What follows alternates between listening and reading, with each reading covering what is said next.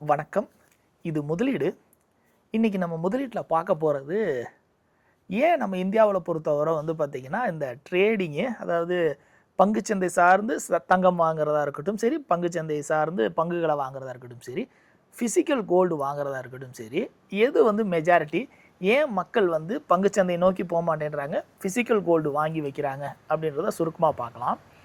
நீங்கள் ஷேர் மார்க்கெட்டில் வாங்குறீங்கன்னா, அது உங்களோட ஃபஸ்ட்டு ஆரம்ப காலகட்டத்தில் பேப்பராக இருக்கும். உங்களோட பங்குச்சந்தையெல்லாம் பெரிய நியூஸாக போய் பார்த்து பங்குல எவ்வளோ வளர்ந்துருக்கு, எவ்வளோ வீழ்ச்சி அடைந்திருக்குன்னு தெரியணும். இப்போ எல்லாமே கையில் மொபைல்லே என்ன பண்ணிடலாம், உங்களோட லாப நஷ்டத்தை பார்த்துடலாம்.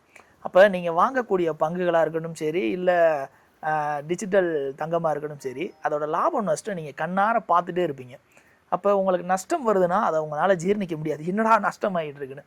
ஆனால் ஃபிசிக்கல் கோல்டில் நம்ம கிட்டத்தட்ட எவ்வளோ தான் அதிகமாக கொடுத்து வாங்கினாலும் நம்ம விலையை பொறுத்தவரை பெருசாக என்ன பண்ண மாட்டோம், பார்க்க மாட்டோம். அதை நம்ம வாட்டுக்கு என்ன பண்ணுவோம், ஃபிசிக்கலாக வாங்கி உள்ளே வச்சுருவோம். நல்லா நான் சொல்லியிருப்பேன், ஒரு பேசிக்காக காயின் வாங்கினாலே நமக்கு 8% லாஸு அப்படின்னு சொல்லி.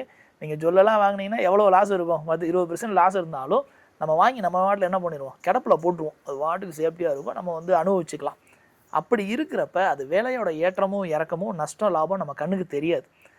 போய் தங்க நகையை பற்றி யாராவது மொபைலில் நோண்டினாவோ, இல்லைனா இந்த மாதிரி இன்ஸ்டாகிராமில் வீடியோஸ் வந்தாவோ, இல்லை யூடியூப்பில் ஏதாவது வீடியோஸ் வந்தாவோ, இல்லை நியூஸில் சொன்னால் தான் அந்த ப்ரைஸ் தெரியுமே தவிர, மற்றபடி நம்ம அந்த அளவுக்கு ஃபிசிக்கலாக நம்மளை பாதிக்காது, எமோஷனலாக பாதிக்காது.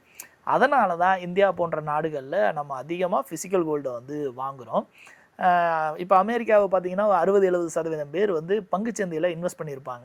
பட் இந்தியாவில் நம்ம ஒரு 10% தான் பங்கு சந்தையிலே போகிறோம். அதுக்கு நிறைய காரணங்கள் இருக்குது. பட் ஃபிசிக்கல் கோல்டு என்றைக்குமே ஒரு நல்ல சேமிப்பு. என்ன கேட்டால் முதலீடுன்னு சொல்ல மாட்டேன், நல்ல சேமிப்பு. அர்ஜென்ட்டுக்கு என்ன பண்ணலாம், சேல் பண்ணலாம். அதே நேரத்தில் நமக்கு லாபமும் ஒரு நியாயமாக கொடுக்கும். ஏன்னா அது எல்லாமே டாலரை இது பண்ணி சார்ந்து இருக்கிறனால நமக்கு எப்படி பார்த்தாலும் லாபம் தான் கொடுக்கும். நம்ம நிறைய வீடியோஸ் போட்டுகிட்டே இருப்போம், நீங்கள் வாட்ச் பண்ணிகிட்டே இருங்க.